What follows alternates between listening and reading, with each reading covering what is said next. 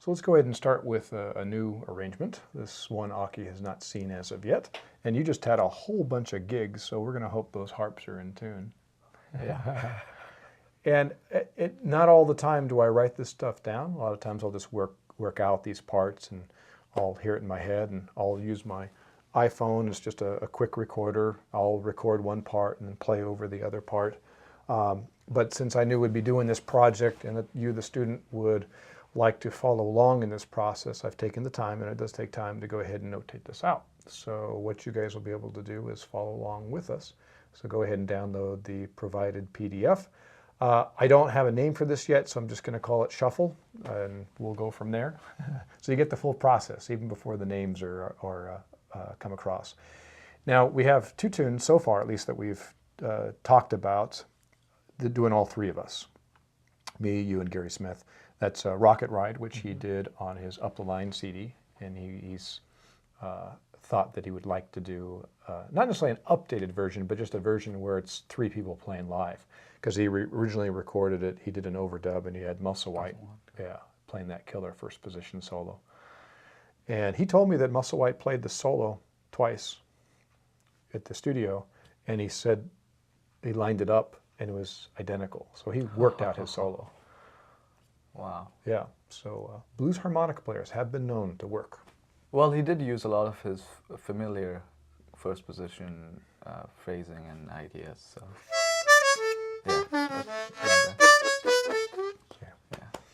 Yes. Yeah, great first position solo. Stands the test of time of one of the great solos that traverses the entire range. Yes. 1 blow to 10 blow. Yes, it does. Nothing left to the imagination on that one. That was pretty awesome. So I'll let you do that first position solo when we go to the studio.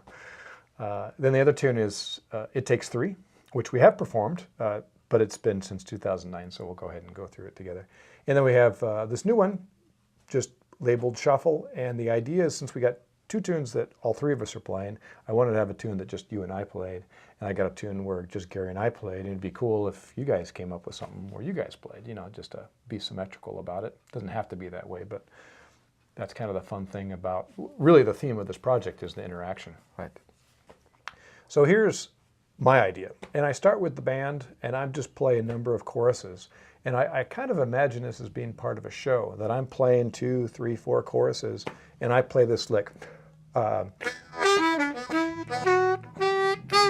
then all of a sudden I hear you come in and play harmony, and if we're on the stage I might even look over like, who's that, you know? But it's a cool harmony part. Here's your part. It would be 3, 4, 1. You want to try that? And here's my part, starting with the previous bar. And you're coming on the second part, so it's a call and response. So we got, I'll give it a try, and then once you come in on your 3 drum, 3 and 4.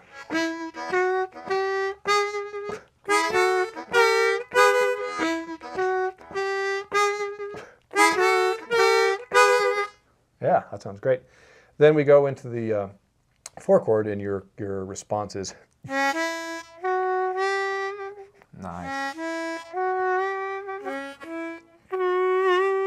That's it. So same rhythm, 3, 4. And that'll be your response right there. 3 and 4. I'll play the first bar, and then you can come in on the second bar. I'll play here, and you play there. Oh, I see. 3 and 4.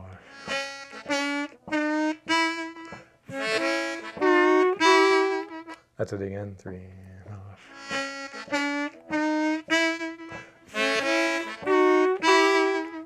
That's it.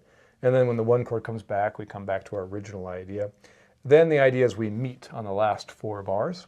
Your part is 4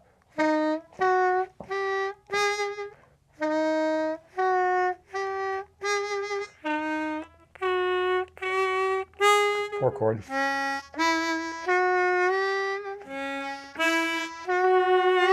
And then you come into.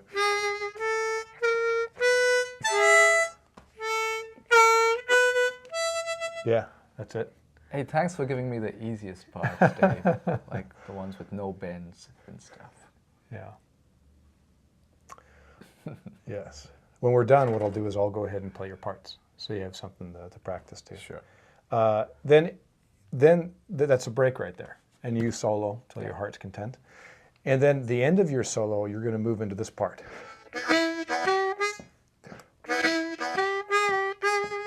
And I'm going to be doing the harmony with you. Yeah, so go ahead. Yeah. And that's pretty straightforward, right? Then the 4 chord. Yeah. You got it, exactly. Good. Yeah. Then for the 5 chord, bar 9. And then we have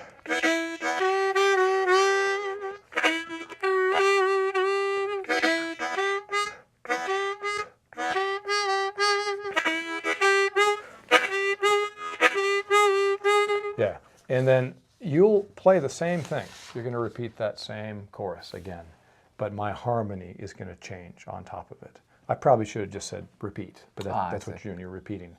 But at the end, there is a break. So when you go,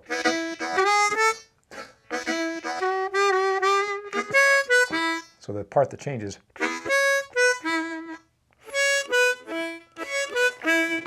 and put the pull in there. Good. And things for the student, things like the pulls and such, that's player's prerogative. The important thing is really just that 5-blown tutor, right? So even though I've written things out verbatim, there's room for personal style. Sure. And then you're gonna go. And what's gonna happen is it's gonna be bouncing back and forth between you and I. That's the effect. Here's my harmony parts, but later on what'll happen is that I'm going to play, after the harmonies, it's going to move into a call and response. And you're going to improvise. Improvise. For example, we can probably put the jam track on. So I'll just point to you when it's your turn to fill. 1, 2.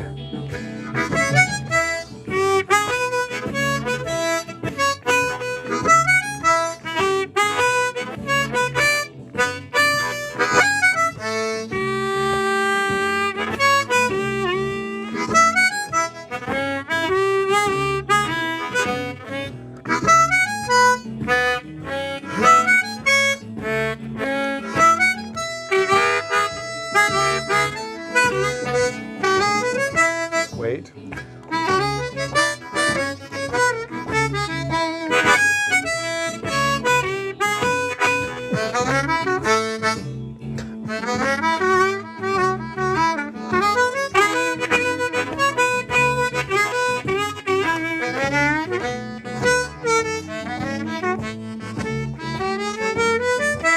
Then we go into the ending, and you do whatever ending you want, but I want you to finish with. Typical. I see. Yeah, and I'm gonna play like a drone. Exactly so.